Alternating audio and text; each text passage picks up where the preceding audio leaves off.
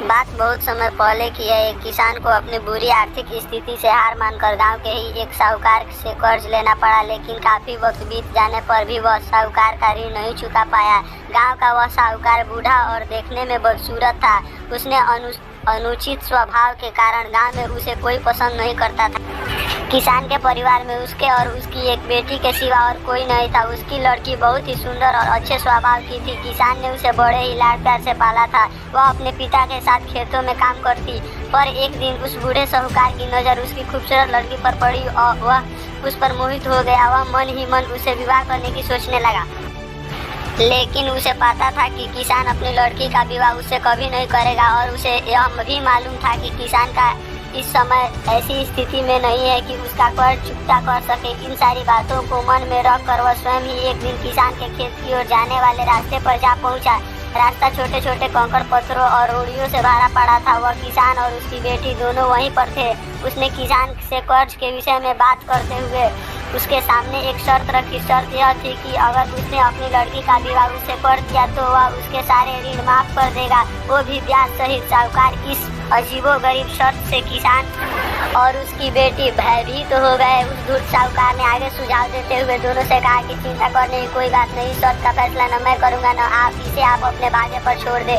इतना कहते हुए उसने अपनी जेब से एक पैसे की खाली पोटली निकाली और उसे दिखाते हुए कहा कि मैं इसमें एक काले रंग का और एक सफ़ेद रंग का कंकड़ रखूंगा। उसके बाद तुम्हारी लड़की को बिना देखे इन पोटली में से एक कंकड़ निकालना होगा और यहाँ शर्त यही रहेगी कि अगर उसने काले रंग के कंकड़ को निकाला तब उसे मुझसे विवाह करना होगा और तुम्हारे कर्ज भी माफ़ कर दिए जाएंगे। अगर तुम्हारी लड़की ने सफ़ेद रंग के कंकड़ को निकाला तो इसे मुझसे विवाह नहीं करना होगा और फिर भी कर्ज माफ़ कर दिए जाएंगे। लेकिन अगर इसने कंकड़ निकालने से मना कर दिया तो फिर तुम्हें जेल के सलाखों के पीछे जाना होगा।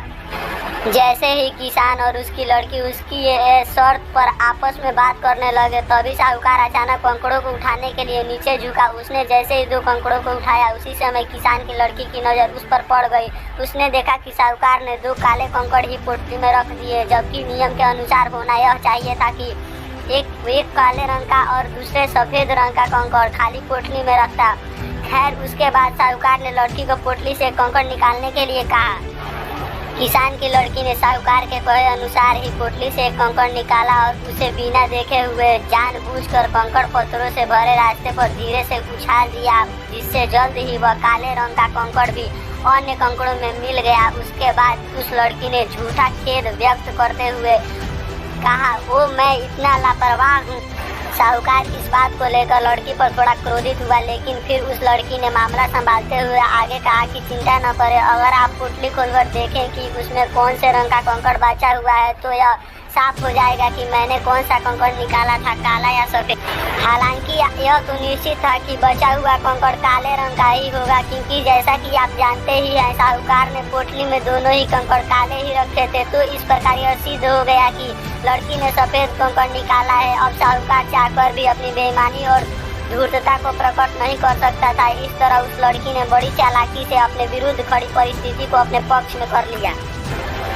दोस्तों, इस कहानी से हम आपको यह बताना चाहते थे कि समस्या चाहे कितनी भी जटिल क्यों न हो, हम उसके बारे में सोचने और उसे सुलझाने के तरीकों को बदलकर उसका समाधान आसानी से निकाल सकते हैं।